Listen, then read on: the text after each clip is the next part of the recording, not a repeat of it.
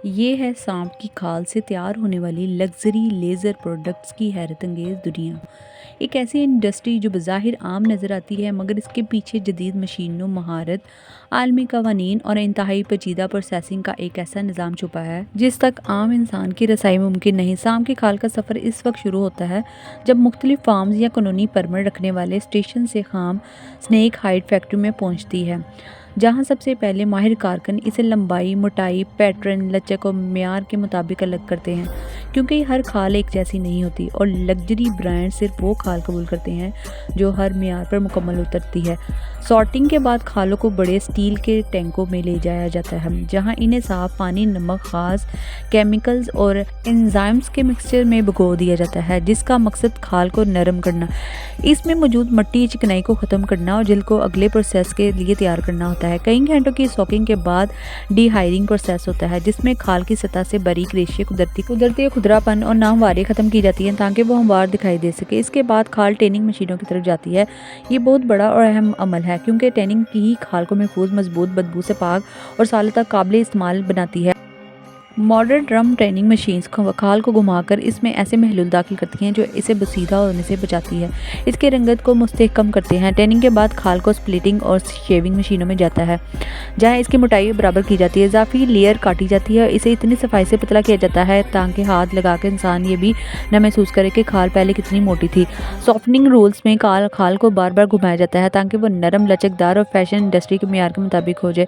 इस लंबे सनती अमल के बाद खाल वर्करों के पास जाती है जो हाथ से इसकी दरारें साफ करते हैं, किनारों को बराबर कर और जहां कहीं खाल में कोई मामूली खराबी होती है इसकी दुरुस्तगी करते हैं। जब खाल यकसा और मुकम्मल तौर पर तैयार हो जाती है तो इसे रंगने का मरला आता है, जिसमें खाल को बड़े टैंकों में मुख्तलिफ रंगों और यकसा शेड दिए जाते हैं ताकि बाद में बनने वाली जैकेट्स या बैग्स में रंगत का फ़र्क बिल्कुल नज़र ना आए। इसके बाद एम्बॉसिंग मशीनें खाल पर मसनूई या कुदरती स्नेक पैटर्न उभारती हैं ताकि वो ज़्यादा कीमती, असल सांप जैसी और प्रीमियम महसूस हो।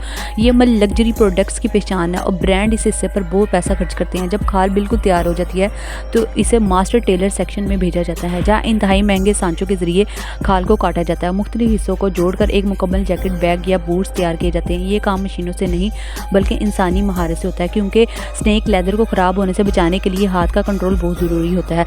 सिलाई, cutting, button fitting, lighting, fitness, हर चीज़ को इतनी बारीकी बनाने से अंजाम दिया जाता है कि जैकेट में कहीं भी एक छोटा सा नुक्स भी बाकी ना रह जाए। Final product quality control unit में जाती है, जहाँ पर टांका, हर लाइन, हर पैटर्न, हर रंग को चेक किया जाता है। जो प्रोडक्ट में म्यार पर पूरा ना उतरते इसे फ़ौरन अलग कर दिया जाता है। कीमतों की बात करें तो स्नेक लेदर की दुनिया आम लेज़र से कई गुना ज़्यादा महंगी है। कच्ची स्नेक हाइड की कीमत $20 से $150 तक जाती है, जबकि बड़ी और आला म्यार की पाइथन या एनाकोंडा खाल $200 से $600 में फ़रोख्त होती है। प्रोसेस करने के बाद तैयार स्नेक लेदर मशीन की कीमत $150 से $800 तक पहुंच जाती है। लग्जरी ब्रांड जैसे कि गुची, प्राडा, लुइस, ETC वगैरह जब इन्हें खालों को इस्तेमाल करके जैकेट्स बनाते हैं तो इनकी कीमत $700 से शुरू होकर $10,000 या इससे भी ज़्यादा हो सकती है। यही वजह है कि स्नेक लेदर दुनिया के सबसे महंगे और खुसूसी फैशन प्रोडक्ट्स में शुमार होती है। लेकिन ये इंडस्ट्री इतनी महंगी और मुनाफा बख्श होने के साथ साथ सख्त कानून पाबंदियों में भी होती है। सांप बैनुल-अक़वामी सतह पर महफूज जानवर की फहरिस्त में